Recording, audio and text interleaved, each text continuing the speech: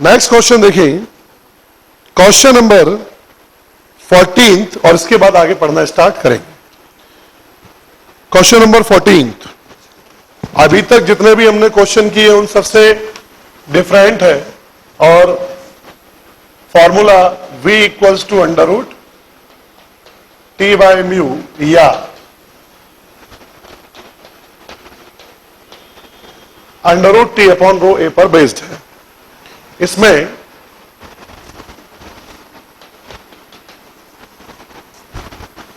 एक wire A B है और उससे एक ब्लॉक अटैच्ड है,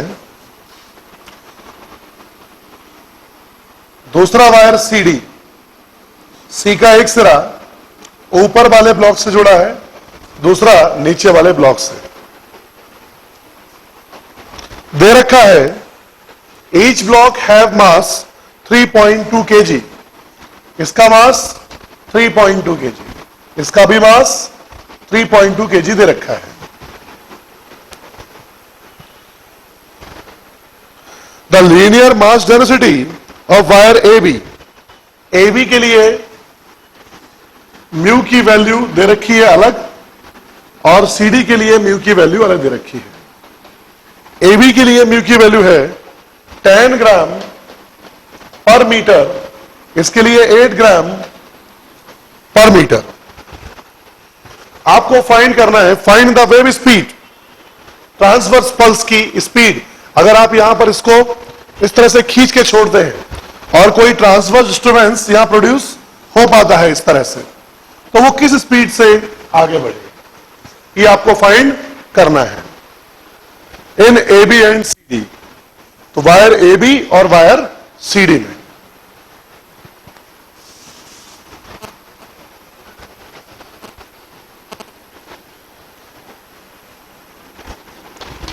फॉर वायर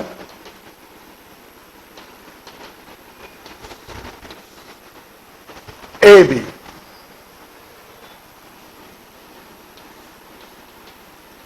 हम ये मान के चलेंगे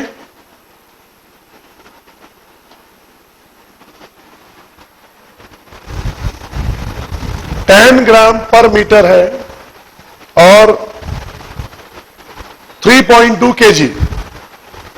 अगर ऐसा है, इसकी लेंथ दे नहीं रखी, इसकी लेंथ अगर दी होती तो इसका हम पूरा मास निकालकर इसका वेट कंसीडर करते। लेंथ नहीं दे रखी, इसका मतलब इस क्वेश्चन में आपको इस वायर के मास को नेग्लिजिबल लेना है, टेंशन जो प्रोवाइड कर रहे हैं उन मासेस की अपेक्षा। जैसे 3.2 kg इसका वेट लगेगा, इसमें टेंशन प्रोड्यूस होगा। तो अगर मैं नॉर्मल क्वेश्चन की बात करूं कि एक तार को मैंने ऐसे लटका दिया और इसमें मैंने ट्रांसवर्स पल्स प्रोड्यूस की और यह ऊपर जा रहा है, तो इसके अलग अलग पार्ट पर टेंशन अलग अलग होगा। और मान लो किसी पार्ट पे निकालना है, आपको यहां निकालना है, तो नीचे वाले का वेट लेते हैं अपन, तो इस नीचे वाले का जो वेट होगा वो यहां टेंशन होगा। यहां तो ठीक है, अगर बाई चांस इस पर एक बहुत बड़ा मास लटका दिया जाए तो ये जो वेरिएशन टेंशन का है इसके वेट की वजह से, उसे हम नेग्लिजिबल ले लेते हैं। यहां पर ऐसा इसलिए कर रहे हैं क्योंकि यहां पर लेंथ नहीं दे रखी। अगर लेंथ दी होती तो ये हम चेक करते कि comparison in compare to 3.2 kg इसका मास कितना है। तो अगर वायर एबी के अंदर आपको निकालना है व्हाट इज द स्पीड, तो आप सीधा बोलेंगे T बाय म्यू, और T इज द टेंशन, यहां टेंशन T डैश। तो जब यहां निकालना होगा इन दोनों को मर्ज कर लेंगे और इन दोनों का वेट 3.2 दोनों का मास 6.4 और नीचे mg से 64 न्यूटन, बिकॉज g इज 10 लगेगा। म्यू की value 10 gram,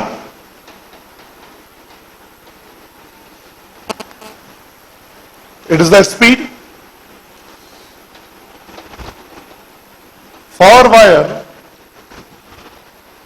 CD,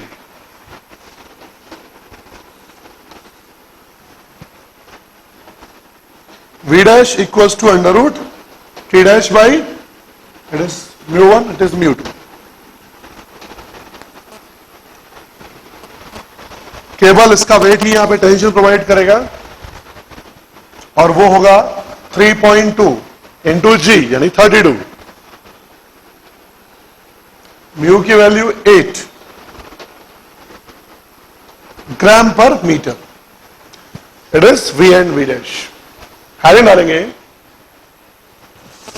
energy density, energy density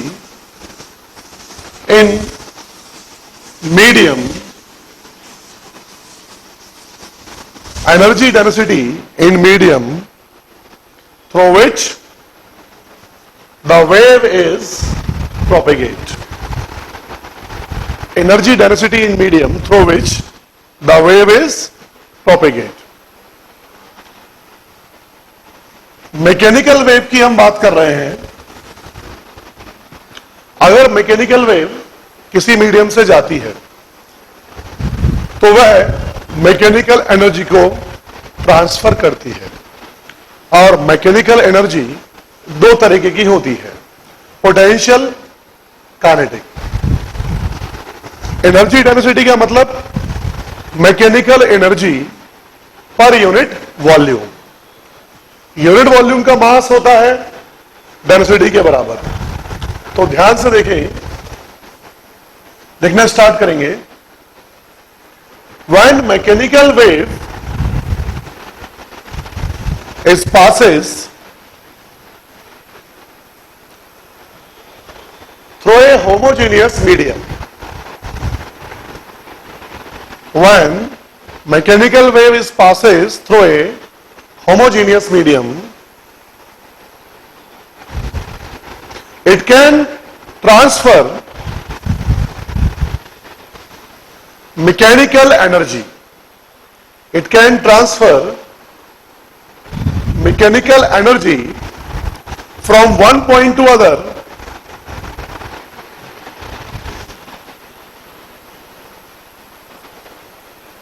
without transfer of matter, without transfer of matter।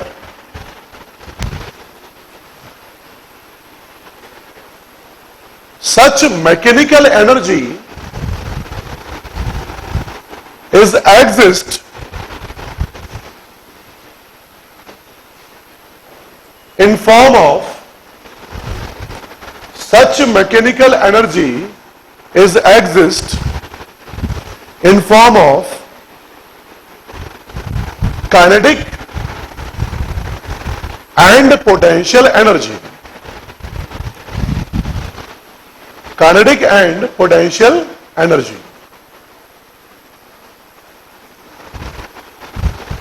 Mechanical energy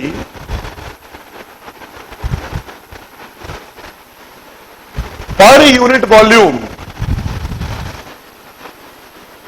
mechanical energy per unit volume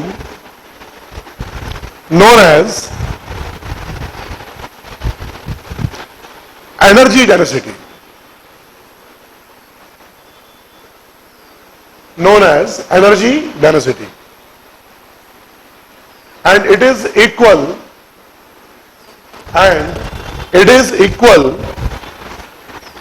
to the sum of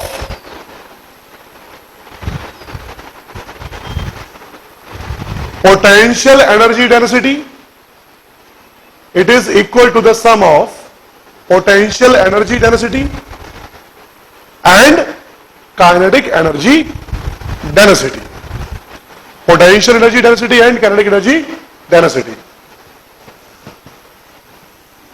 तो ध्यान से देखेंगे, सबसे पहले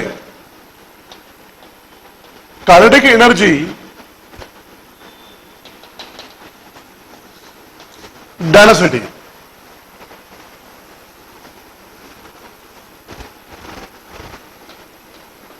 wave equation है y equals to a sin omega T minus K X. And kinetic energy density is equals to 1/2 mass. क्योंकि हमको पता है यूनिट वॉल्यूम में डेंसिटी के बराबर मास होता है, that is rho. Half M V square. V यानी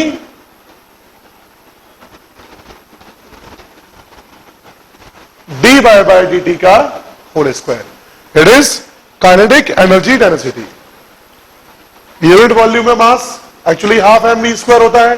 half M it is V, half M V square.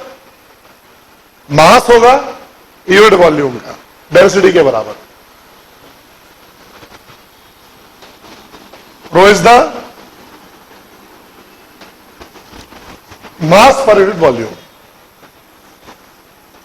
तो इसके हिसाब से काइनेटिक एनर्जी डेंसिटी होगी, इस इक्वेशन को जब डिफरेंशिएट करेंगे, A omega sine omega T, sine का cos omega T minus K x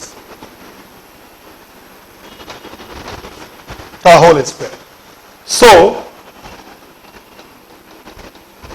kinetic energy density is equals to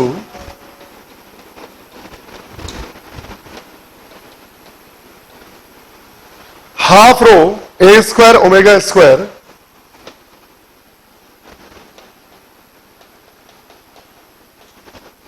cos square omega T minus K x.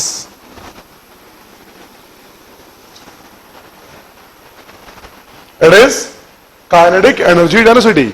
यानी कि अगर किसी मीडियम से वेव प्रोपेगेट हो रही है तो उसके यूनिट वॉल्यूम के अंदर कितनी काइनेटिक एनर्जी होगी. It is instantaneous form. हमको यह पता है कि cos थीटा और sin थीटा की एवरेज वैल्यू 0 आती है, लेकिन cos स्क्वायर थीटा और sin स्क्वायर थीटा की एवरेज वैल्यू 1/2 आती है. एसएसएम के टाइम पढ़ चुके हैं ये चीज. cos स्क्वायर थीटा और sin स्क्वायर थीटा की, तो यहां पर भी एवरेज वैल्यू अगर देखना चाहें तो काइनेटिक एनर्जी डेंसिटी की average value 1/4 row A square omega square होगी, क्योंकि cos square omega T minus K x की एवरेज वैल्यू 1/2 होती है. तो हम लिखेंगे because average value of cos square omega T minus K x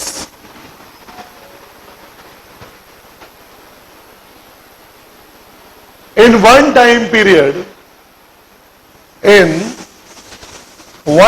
period is equals to 1/2. So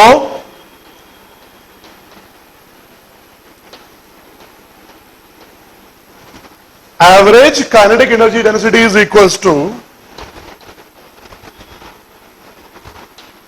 1/4 rho a square omega square. It is kinetic energy density.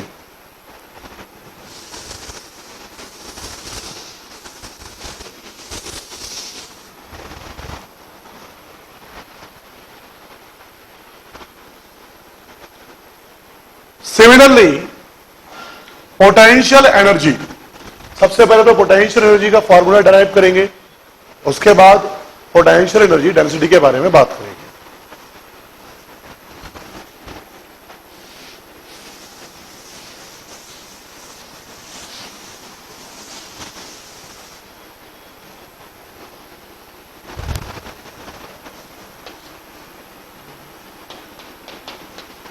Potential energy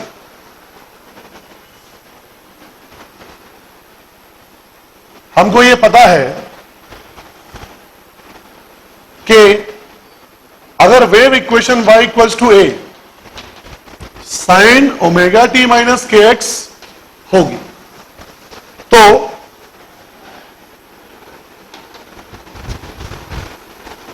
particle acceleration A होगा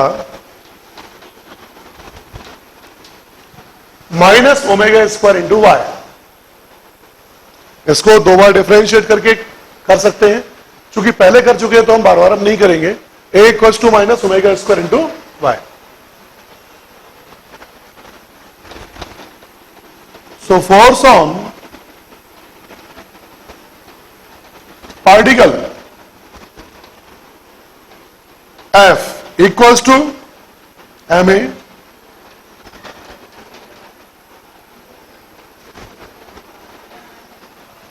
minus m omega square into y.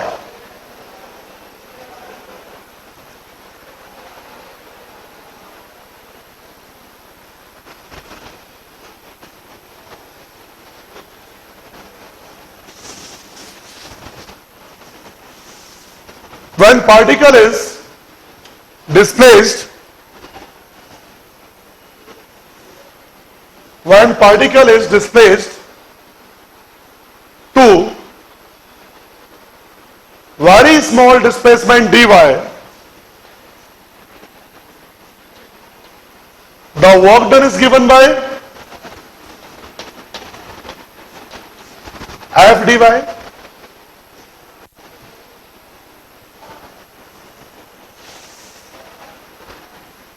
The work done is given by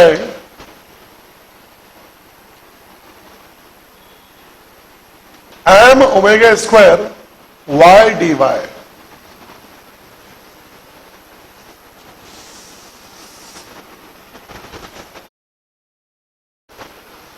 Work done by external agent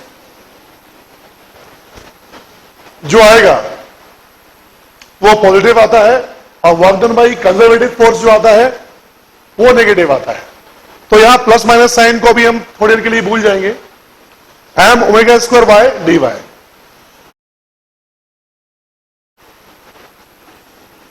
that is the work done. Total work done is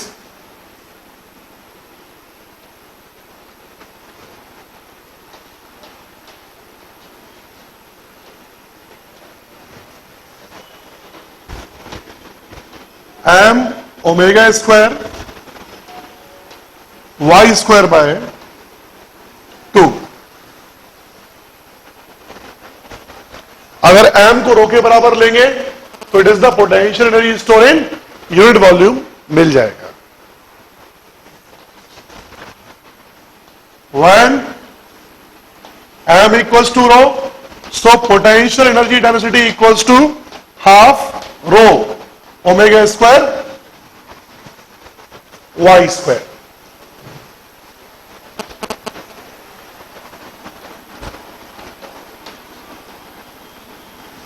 y की value